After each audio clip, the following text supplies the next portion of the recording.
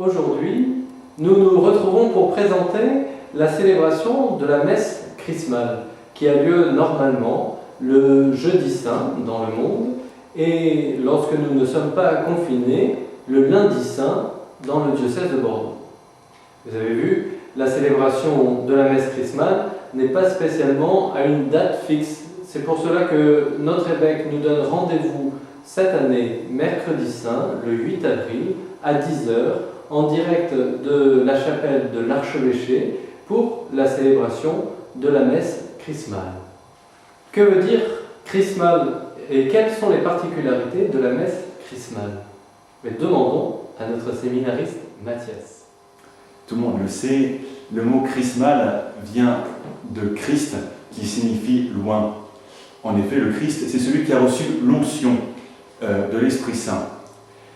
Dans le missel romain, donc c'est le livre de prière qu'utilisent les prêtres lors des différentes célébrations, il est indiqué qu'au cours de la messe chrismale, l'évêque consacre le Saint-Crème et bénit les autres huiles.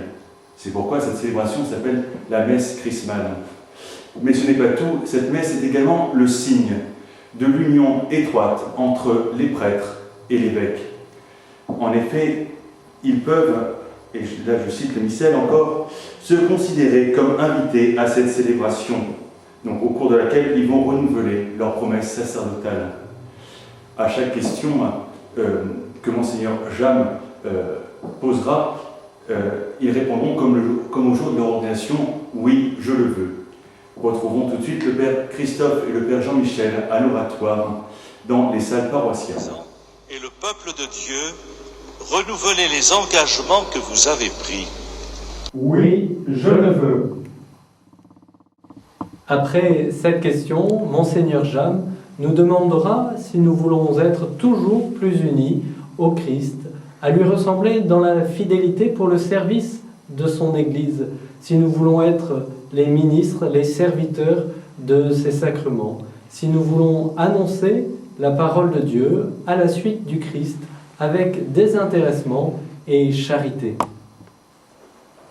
Ensuite, comme ces promesses sacerdotales sont dites pour le service du corps du Christ, le peuple de Dieu, c'est-à-dire vous, est invité à prier pour ses prêtres, pour que le Seigneur répande sur nous ses dons en abondance. Comme il n'y a pas de prêtre sans évêque, le peuple de Dieu, c'est-à-dire vous, est invité à prier pour son évêque, pour qu'il soit fidèle à la charge reçue et qu'il soit l'image du bon pasteur pour l'église de Gironde, en ce qui concerne Monseigneur Jam. Après cela, l'évêque, entouré du peuple de Dieu, c'est-à-dire vous, peut bénir les huiles et consacrer le Saint-Crème. Vous l'avez sans doute remarqué, l'image comportait 3 jarres d'huile. Pourquoi 3 huiles? Est-ce essentiel? L'évêque bénit 2 huiles. Voici l'huile des malades. Qui sert pour le sacrement des Malade. C'est l'occasion pour nous de prier pour toutes les personnes atteintes du Covid ainsi que leurs familles. Voici l'huile des catéchumènes. Qui sert pour les Catéchumène. tout à fait avant leur baptême. Et c'est l'occasion pour nous de prier pour tous ceux qui auraient dû être baptisés à Pâques, tout particulièrement les catéchumènes de notre paroisse, Lucie, Marine, Mathis et Sarah, qui seront baptisés ultérieurement.